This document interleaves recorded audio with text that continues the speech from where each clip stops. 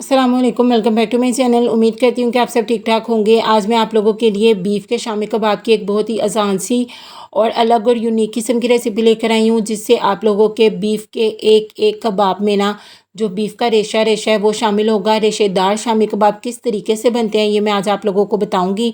तमाम डाउट्स आप लोगों के क्लियर हो जाएंगे। बगैर किसी कोटिंग के हम लोग इसे बनाकर तैयार करेंगे। इसके लिए आप लोगों को स्पेशल किसी अंडे की ज़रूरत भी नहीं पड़ेगी और मार्केट से कई गुना बेहतर जो हम लोग बीफ के शामी कबाब है ना वो घर में बनाकर तैयार करने वाले हैं। तो इस रेसिपी को जानने के लिए आपने सिर्फ एक काम करना है कि वीडियो को बिना स्किप किए लास्ट तक देखना है। यहाँ पे सबसे पहले बिस्मिल्लाहिर्रहमानिर्रहीम एक पाव मैंने ले लिया यहाँ पे चने की दाल, जिसे मैंने 2 से 3 घंटे पहले पानी में भिगो दिया था। और आधा किलो यहाँ पे मैंने बीफ का गोश्त ले लिया है। बगैर हड्डी के मैं यहाँ पे बोनलेस गोश्त का इस्तेमाल कर रही हूँ। आप चाहो तो हड्डी वाला भी ले सकते हो, लेकिन बोनलेस के साथ ये थोड़ा सा ना ज़्यादा मज़े की बनेगी। छोटे छोटे मैंने इसके क्यूब्स की शक्ल में कटिंग कर ली है। जितना आप लोगों ने गोश्त लेना है उसकी आधी मिकदार में ना आप लोगों ने दाल लेनी है, ताकि गोश्त का फ्लेवर ज़्यादा आ सके और बहुत ही ज़बरदस्त से ये रेशेदार से शामी कबाब बन के तैयार हो जाए। अब यहाँ पे इसको हम लोग बहुत ही अलग तरीके से बनाने वाले हैं। इसके लिए यहाँ पे सबसे पहले हम लोग कुछ खड़े गरम मसाले ले लेंगे। 1 टेबल स्पून भरकर मैं यहाँ पे ले लूँगी साबुत सूखा धनिया। तमाम मसाले अभी जो है वो हम लोगों ने साबुत ही शामिल करने हैं। इनका क्या करना है ये मैं आपको आगे चल के बताती हूँ। इसके साथ ही मैं यहाँ पे ले लूँगी 1 टीस्पून में जितनी साबुत काली मिर्चें आती हैं वो आपने ले लेनी है। 2 अदद यहाँ पे मैंने तेज़ पत्ते ले लिए हैं। 2 अदद यहाँ पे मैंने दालचीनी के पीस ले लिए हैं और 2 मैंने यहाँ पे ले ली हैं बड़ी इलायची। 3 से 4 अदद मैं यहाँ पे साबुत ही छोटी इलायची ले लूँगी। अच्छा, यहाँ पे अक्सर क्या होता है कि जब हम लोग इन साबुत गरम मसालों को पीस के शामिल करते हैं ना शामी कबाब में, तो उसका कलर ना बहुत ही अलग सा हो जाता है और वो बिल्कुल भी अच्छा नहीं लगता। तो इसके लिए आपने क्या करना है, इन साबुत गरम मसालों की एक पोटली बना लेनी है। यहाँ पे मैं एक ले लूँगी मलमल का कपड़ा और उसके अंदर ये सारे साबुत गरम मसाले शामिल कर दूँगी। इसकी इस तरीके से पोटली बनाकर जब आप लोग शामी कबाब में शामिल करोगे ना, इससे क्या होगा कि इसका जो फ्लेवर है वो भी सारा का सारा निकल आएगा। साबुत गरम मसाले मुँह में भी नहीं आएंगे और ना ही इनको पीस कर शामिल करने से जो कलर ख़राब होता है वो होगा। इस पोटली को किसी स्टेज पे यूज़ करना है ये मैं आपको आगे चल के बताती हूँ। अब यहाँ पे मैंने ले लिया 1 अदद प्रेशर कुकर। प्रेशर कुकर में बनाकर हम लोग इन कबाब को तैयार करने वाले हैं, ताकि जल्दी जल्दी जो हमारा काम है ना वो ख़त्म हो जाए। अब यहाँ पे सबसे पहले मैं इसके अंदर शामिल कर दूँगी 3 से 4 टेबल स्पून कुकिंग ऑयल के। ऑयल आपने कम ही यूज़ करना है। ऑयल को यहाँ पे हल्का सा गरम करेंगे। गरम करने के बाद यहाँ पे मैंने कुछ लहसुन को चॉप करके रखा हुआ है वो शामिल कर दूँगी। 1 टेबल स्पून अदरक है यहाँ पे ग्रेट किया हुआ वो शामिल कर दूँगी। और इन दोनों को हल्का सा यहाँ पे ऑयल में फ्राई कर लेना है, ताकि इनका जो कच्चापन है हल्का सा वो ख़त्म हो जाए और इनकी प्यारी सी खुशबू आने लग जाए। फिर उसके बाद हम लोग यहाँ पे जो बीफ की बोटियाँ करके रखी हुई हैं वो सारी की सारी इसके अंदर शामिल कर देंगे। और अब आपने यहाँ पे बीफ की ना भुनाई करनी है लहसुन अदरक के साथ। इतनी बुनाई आपने इसकी करनी है कि ना बीफ का जो कलर है ना वो चेंज हो जाए और इसकी जो रॉ स्मेल होती है ना, इसमें जो ब्लड वगैरह होता है वो ख़त्म हो जाए। इतनी आपने ना इसकी बुनाई कर लेनी है। वैसे जब तक मैं यहाँ पे इसकी बुनाई कर रही हूँ ना, अगर अभी तक आप लोगों ने मेरे चैनल को फॉलो नहीं किया, सब्सक्राइब नहीं किया, तो अभी जाके कर लें। टिकटॉक से देख रहे हैं तो मेरी वीडियो को रीपोस्ट करना भी आप लोगों ने बिल्कुल नहीं भूलना।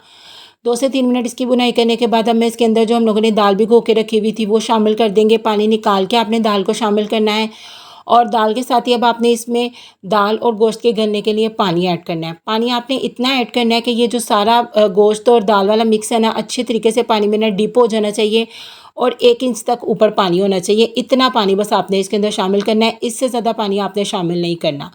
एक लार्ज साइज़ के प्याज को मैंने यहाँ पे रफली से कटिंग करके रखा है वो शामिल कर देंगे। 6 से 7 अदद यहाँ पे साबुत गोल लाल मिर्ची हैं वो शामिल कर देंगे। और 1 टीस्पून तकरीबन मैं यहाँ पे शामिल कर दूँगी नमक का।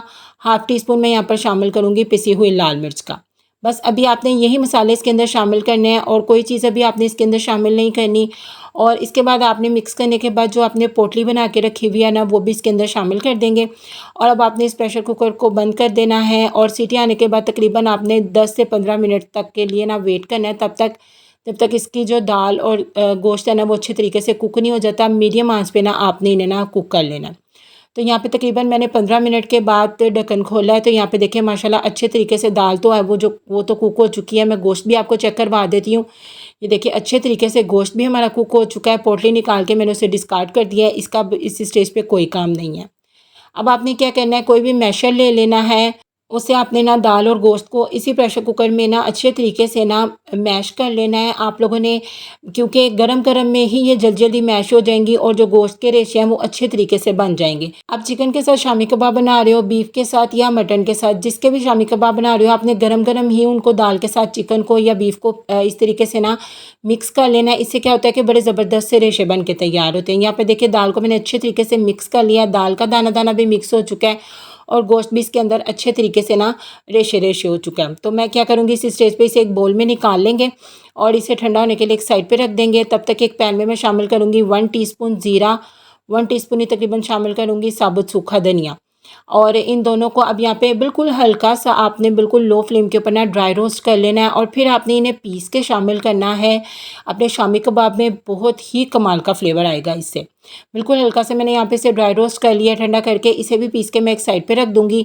और यहाँ पे देखिए हमारी जो दाल है वो ठंडी हो चुकी है। अब हम इसके अंदर बाकी की जो चीज़ें ऐड करनी है वो भी कर लेते हैं। हाफ़ टी स्पून मैं यहाँ पर शामिल करूँगी कुटी हुई लाल मिर्च का, 1 टीस्पून मैं यहाँ पर शामिल करूँगी चाट का मसाला। इससे बहुत ही कमाल का फ्लेवर आता है शामी कबाब का। और इसके साथ ही मैं इसके अंदर शामिल करूँगी थोड़ा सा नमक, क्योंकि नमक मुझे कम लग रहा था, मैंने इसके अंदर चेक कर लिया है। और ये हमने जो सूखा धनिया और ज़ीरे को पीस के रखा हुआ है वो सारा का सारा इसके अंदर शामिल करेंगे। हरी धनिया चॉप किया हुआ शामिल कर देंगे और यहाँ पे कुछ हरी मिर्चें चॉप की हुई हैं वो शामिल कर देंगे। पुदीने के पत्ते मैंने चॉप किए हुए हैं वो शामिल कर देंगे। सारा हरा मसाला भी इसके अंदर शामिल कर देंगे और उसके बाद अब इसकी करेंगे मिक्सिंग। मिक्सिंग करने से पहले ही इसके अंदर एक अदद अंडे को भी मैं शामिल कर दूँगी। अंडे से क्या होगा, इसकी बाइंडिंग बहुत ही अच्छी हो जाएगी।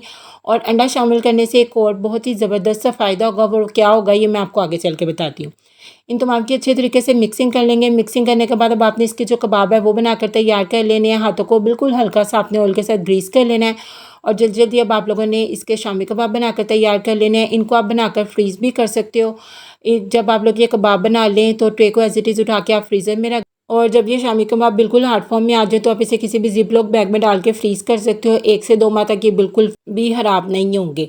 अच्छा, अब इन्हें फ्राई करने की तरफ चलते हैं। फ्राई करने के लिए आपने क्या करना है कि आपको इसके ऊपर अंडे की कोटिंग करने के लिए बिल्कुल कोई ज़रूरत नहीं है। एक पैन में बस आप हल्का सा ऑयल को गर्म करें और एक-एक करके आप ये कबाब शामिल करें। शैलो फ्राई आपने इन्हें करना है, डीप फ्राई नहीं करना। और चूँकि हमने इसके अंदर अंडा शामिल किया हुआ है इसलिए आप लोग इसके ऊपर अंडे की कोटिंग नहीं भी करोगे ना, फिर भी इसके ऊपर जो कलर है वो बहुत ही प्यारा आएगा। ये देखिए एक साइड पे प्यारा सा कलर आने के बाद आपने इसकी साइड को चेंज कर देना है। तो देखिए कितना प्यारा कलर आया है। हमने इसके ऊपर अंडे की कोटिंग भी नहीं की, फिर भी देखिए कितना प्यारा गोल्डन सा कलर आया है इसके ऊपर। तो आप लोग इस तरीके से अंडा इसके अंदर शामिल कर दें और फिर आप लोगों को इसके ऊपर बिल्कुल भी कोई कोटिंग वगैरह करने की ज़रूरत भी नहीं पड़ेगी। ये देखिए इसी तरह मैं बाकी के भी सारे के सारे जो कबाब है वो बनाकर फ्राई कर लूँगी। ये देखिए माशाल्लाह माशाल्लाह बहुत ही ज़बरदस्त रेशेदार से बीफ के जो शामी कबाब हैं वो हमारे बन के बिल्कुल तैयार हैं। आगे आने वाली बकरा ईद के लिए ये बहुत ही कमाल की रेसिपी है। तो इस रेसिपी से ज़रूर बनाकर ट्राई कीजिएगा और फिर मुझे कमेंट सेक्शन में आकर अपना फीडबैक भी दीजिएगा कि ये रेसिपी आप लोगों को कैसी लगी। दुआ में याद रखिएगा, अपना बहुत ज़्यादा ख्याल रखिएगा। अल्लाह हाफ़िज़।